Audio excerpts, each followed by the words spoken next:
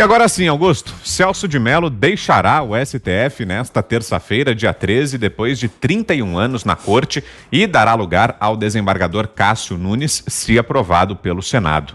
O magistrado decidiu antecipar sua aposentadoria, conforme noticiamos aqui. Nascido em Tatuí, nosso Pavão fez os cursos primário e secundário na Escola Modelo e no Instituto de Educação Barão de Suruí. Completou o colegial nos Estados Unidos, onde se formou na Robert E. Lee Senior High School, em Jacksonville, na Flórida. Na sequência, graduou-se em Ciências Jurídicas e Sociais pela Faculdade de Direito da Universidade de São Paulo, na turma de 1969. Ingressou no Ministério Público de São Paulo em 1970, através de concurso público. Permaneceu na instituição até 1989, quando foi nomeado pelo então presidente José Sarney para o STF, na vaga de Rafael Maia. Vai ficar com saudade, Augusto, do Pavão? Eu reservo minha saudade para outras figuras, né? Eu acho que o Celso de Mello até teve um bom desempenho no começo do julgamento do Mensalão, na primeira fase. Ele cunhou a expressão que é boa, projeto criminoso, né, de poder. Tinha um projeto criminoso de poder. Esse projeto era o projeto da gangue do Lula, né? Da qual o vice era o Dirceu, não o chefe. O chefe sempre foi o Lula. Depois, quando veio o julgamento dos tais recursos infringentes, aquelas bobagens... Embargos, né? Embargos infringentes, aí ele começou a mudar completamente. E nos últimos anos, agindo na segunda turma, ele se tornou um discípulo do Gilmar Mendes. Ele e o Lewandowski fizeram coisas extraordinariamente obscenas ali. Então, ele próprio cuidou de arruinar o seu currículo. Agora vai lá para o interiorzão, nasci numa cidade assim, sabe como ele vai ser recebido?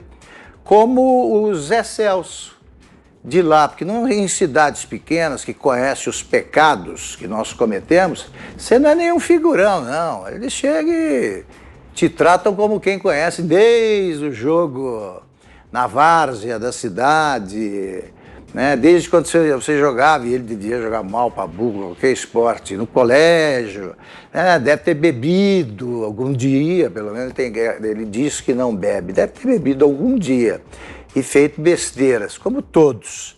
Então lá, se ele começar a fazer aqueles discursos naquele idioma incompreensível que ele usou nos votos dele, ele corre o risco de ser internado, porque lá não adianta se apresentar como decano, porque o pessoal de Tatuí não dá a menor bola para isso aí.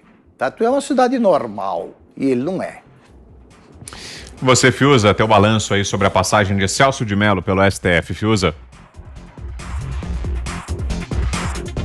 A gente espera que seja um divisor de águas, né, para a conduta desse tribunal, para que, de fato, com esse show de personalismo, né, dado pelo Celso de Mello, e que a gente procura apontar aqui, e muitos outros também, que todos os julgadores, né, todos os servidores públicos que envergam aquela toga, tenham uma chance de entender, a partir dessa performance histriônica, né, do Celso de Mello. É um homem que confunde erudição com afetação, né? Um barroco distante do direito, né? Um exibicionismo retórico que nada tem a ver com justiça. A gente espera que a saída do Celso de Mello seja um divisor de águas, seja uma demarcação, né, que os novos que estão chegando, e principalmente aqueles, né, no mais imediato, aqueles que estão lá, olhem para isso, olhem como deu errado, olhem para a reação da sociedade indignada com esses personagens. Por que aparece essas palavras de ordem, STF é uma vergonha nacional? É porque se tornou mesmo, né? Porque a sociedade, não estamos fazendo aqui um populismo, uma demagogia, né? A gente está falando da sociedade como um todo, todos os seus estratos, né? Quem circula, quem conversa com as pessoas, percebe a indignação que existe no Brasil em relação a essa corte. Isso não é uma pinimba. Isso é um ressentimento cheio de razão, né? De personagens que de fato se distanciaram dos problemas reais. Né? Um país que precisa se construir, se reconstruir, depois de uma devastação populista, né? Do maior assalto da história. É um momento crítico. Ainda vem uma pandemia. E no meio disso nós vemos esses personagens, né? Em shows de vaidade, né? Ostensivamente. A gente não está buscando um ato aqui e outro ali, não. É todo dia. Então isso não condiz, isso não é a presença, isso não é a finalidade, né, daquele servidor ali. Né? Ele poderia fazer um monólogo no teatro, se o objetivo dele é atrair atenção para a sua pessoa. E mesmo na arte não existe essa ideia dessa vaidade que se alimenta da vaidade. Né? Isso não vai a lugar nenhum. E o legado, então, não é bom, mas espero que tenha servido aí como contraponto para que os seus pares entendam que eles não são vestais, que eles não são símbolos expostos numa galeria de luminares. Eles são servidores e eles têm que ter compostura de servidores. Você, Ana? Acho que a palavra que o Fiuza disse é a mais correta para definir como a sociedade brasileira se sente hoje em relação ao STF, que é indignação. Nós vimos aí dentro da pandemia, dentro desse inquérito do fim do mundo, um autoritarismo, uma vaidade, o tempo todo falando, o tempo todo aparecendo, o tempo todo cerceando liberdades constitucionais, esse que eu acho que é o maior problema.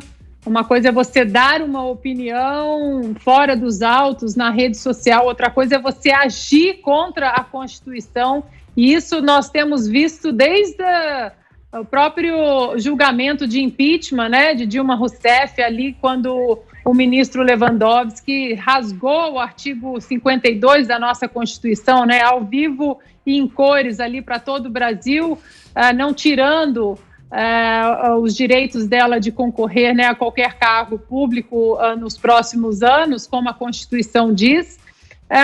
Então, é indignação, né, mas eu acho que com o ministro Fux a gente alimenta um pouco, a gente não gosta nem de alimentar muito, mas a gente alimenta um pouco a esperança, já que o discurso dele foi de tentar colocar a apresentação da nossa Corte Suprema como uma corte menos política, menos carnavalesca, mais discreta. Então, a gente tem um pouco de esperança nisso. E em relação a uma renovação dessa corte, o desembargador Cássio Nunes, se caso o Senado, a sabatina do Senado aí, se caso o Senado aprove, por mais ressalvas que tenhamos, né, com o nome dele, ele entra já com uma pressão muito grande da sociedade. A sociedade já mostrou que ele passando pelo crivo do Senado, o que tudo indica que vai passar, a sociedade vai ficar em cima dele. A gente costuma falar, Vitor, no esporte, que às vezes você pode ter uma carreira muito boa, mas que se ali no final, né, nos últimos anos, você começa a só ficar em último e perder, que muito às vezes pode ser apagado, que o certo é você ali parar por cima, encerrar enquanto você está bem, para o seu legado ficar de uma certa forma aí na cabeça das pessoas. E parece que, infelizmente, o legado do ministro Celso de Mello, acho que foi o inverso disso que eu acabei de comentar, infelizmente.